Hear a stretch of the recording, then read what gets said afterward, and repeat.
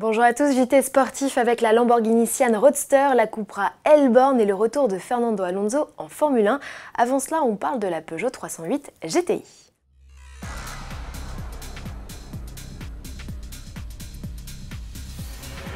C'est la fin des GTI chez Peugeot. Le constructeur a annoncé l'arrêt de sa 308 flanquée de ses 3 initiales mythiques. C'était le dernier modèle de la gamme à en profiter.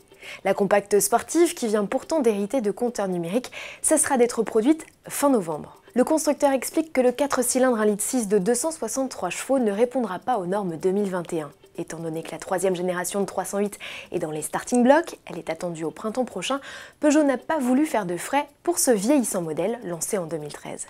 Cette annonce signe-t-elle l'arrêt de mort du badge GTI chez Peugeot ?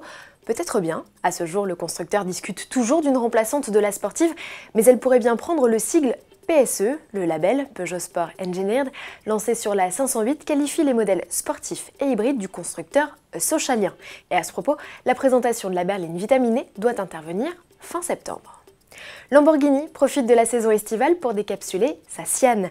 Cette déclinaison Roadster ne sera déclinée qu'à 19 exemplaires, alors que le coupé présenté fin 2019 dépassait la barre des 60 unités.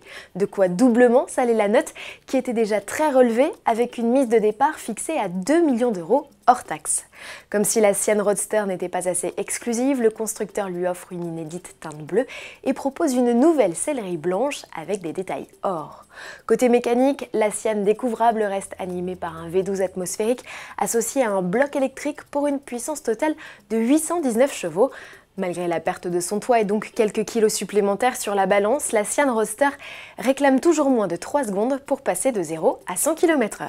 Cupra ajoute un nouveau modèle à son catalogue. Le constructeur prend le virage du tout électrique avec une version sportive du concept Elborn présenté à l'origine par Seat en mars 2019.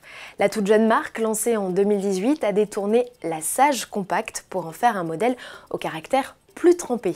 Au-delà des lignes, cela semble se vérifier sur le plan des performances avec un prometteur chrono de 2 secondes 9 sur le 0 à 50 km/h. C'est un début. Cupra n'a pas révélé la puissance, les rumeurs parlent juste de 300 chevaux. En revanche, on sait que la Cupra Elborn, du nom d'un quartier branché de Barcelone, sera capable de parcourir jusqu'à 500 km avec une charge.